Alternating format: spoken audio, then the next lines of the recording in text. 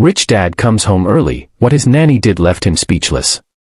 The sight that greeted Michael Carter when he stepped quietly through the front door nearly stopped his heart.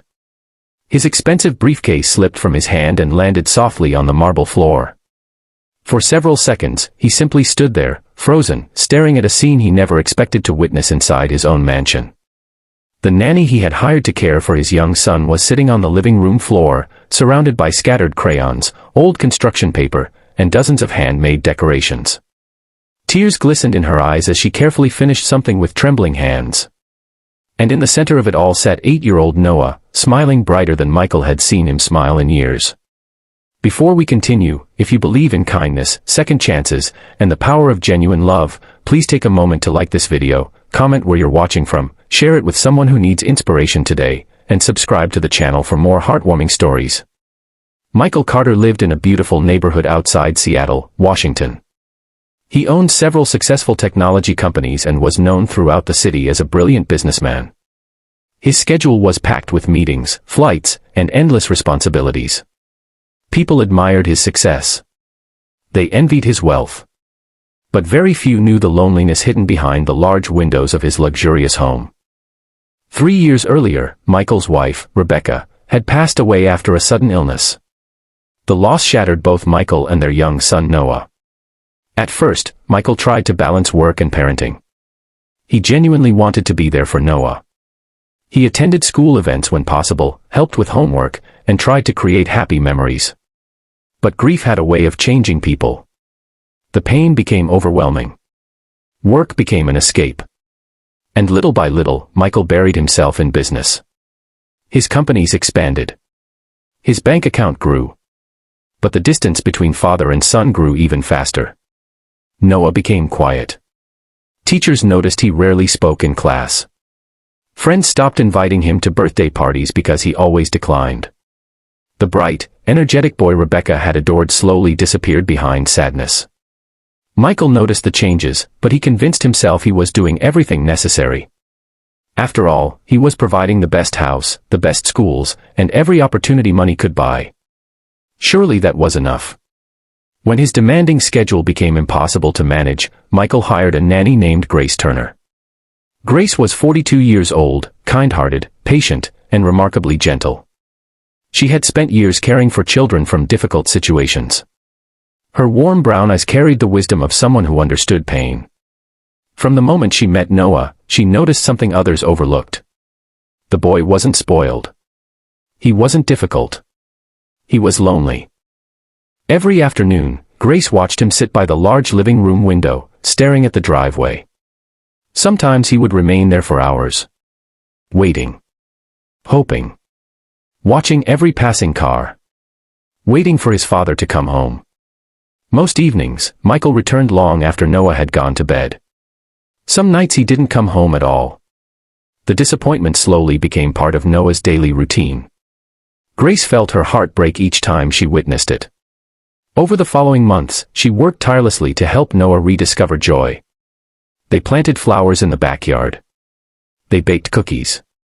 They built model airplanes. They painted pictures. They volunteered at a local animal shelter. Slowly, Noah began smiling again. Yet one sadness remained untouched. His father. One rainy afternoon, Grace found Noah sitting alone in his room looking through old family photographs. Rebecca's smiling face appeared in nearly every picture. Noah carefully traced his mother's image with his finger. That evening, Grace learned something that left her speechless. The next day was Michael's birthday. Noah had been counting down the days for weeks. He wanted to surprise his father. He wanted to create something special. But he had one fear. Michael might not come home in time. Grace noticed the worry in the child's eyes.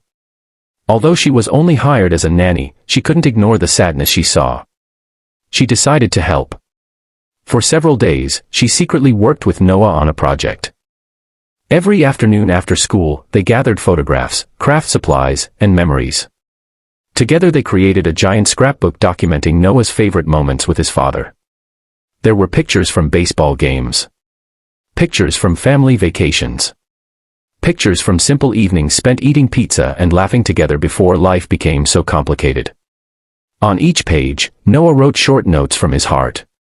Some were happy. Some were heartbreaking. One page simply read, "I miss spending time with you."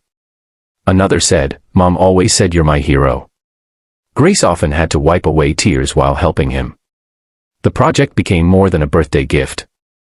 It became a child's attempt to reconnect with his father. Meanwhile, Michael remained unaware.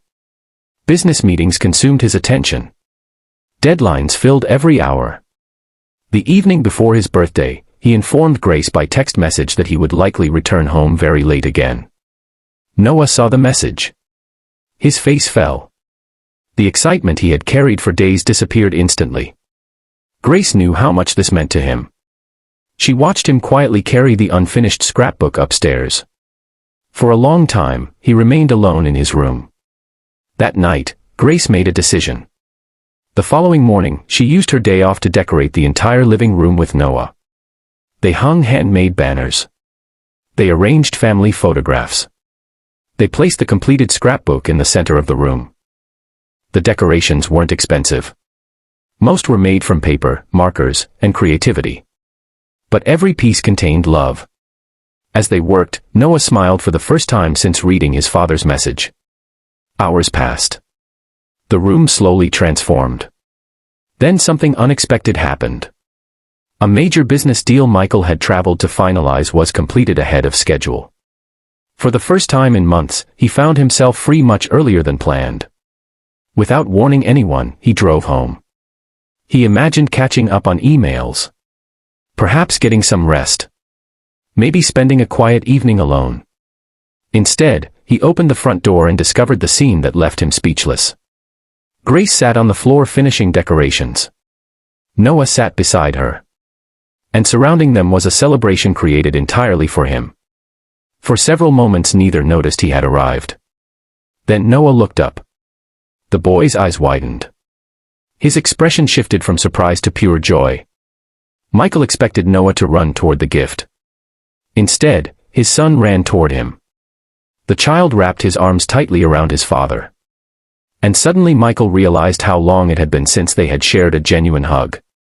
The realization hit him harder than any business failure ever could. As Michael stood there, he noticed the scrapbook. Curious, he opened it. Page after page revealed memories he had nearly forgotten. Family moments. Vacations. Birthdays. Simple afternoons. The life he once shared with his son. Then he reached Noah's handwritten notes. Each sentence felt like a weight on his heart. Each page revealed the loneliness his son had quietly carried. Michael's vision blurred. For the first time in years, he saw the truth clearly. He had spent countless hours building companies. But he had neglected the person who needed him most. His son. As he continued reading, tears rolled down his face. Noah watched nervously. Grace remained silent. The house felt incredibly still. Then Michael reached the final page. There was a recent photograph of Noah standing alone in the driveway. Beneath it were words written in careful handwriting. "Dad, I know you're busy. I just hope one day we can spend more time together. I love you." Michael closed the scrapbook. His hands trembled. No business award. No promotion. No financial achievement had ever affected him like those words.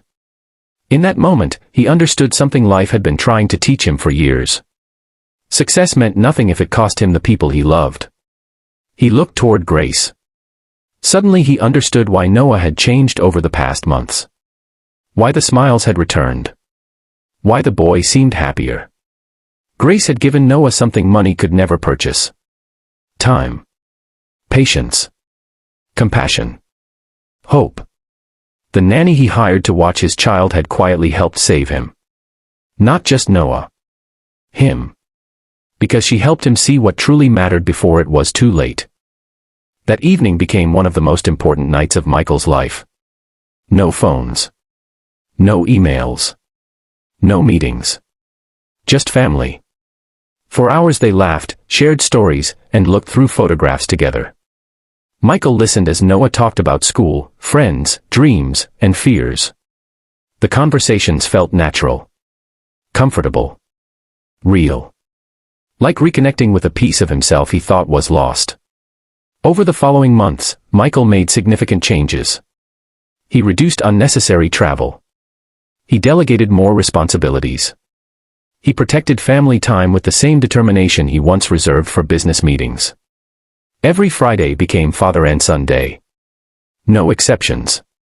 Slowly, their relationship healed. Trust returned. Joy returned. And for the first time since Rebecca's passing, the house truly felt like a home again. Years later, Michael would often tell people that the most valuable lesson of his life came from a nanny sitting on a living room floor surrounded by crayons and handmade decorations. Because that was the day he learned that children rarely need perfect parents. They simply need present ones. Before we finish, I have a special request. Please comment below with one word that represents kindness to you. Your answer might inspire someone else reading the comments today. As the years passed, Noah grew into a confident, compassionate young man. He never forgot the lesson Grace taught through her quiet actions. He learned that love is measured not by expensive gifts or grand promises, but by showing up when people need you most. Michael never forgot either. Every birthday afterward, the scrapbook remained displayed in his office. Whenever work threatened to consume his life again, he opened it and remembered the little boy waiting by the window. And he remembered the nanny whose simple act of kindness changed everything. If this story touched your heart, please like the video, leave a comment, share it with friends and family, and subscribe to the channel. Your support helps spread stories of hope, compassion, and second chances to people who may need them most. Sometimes the greatest miracle isn't finding more success. Sometimes it's realizing what was truly important all along.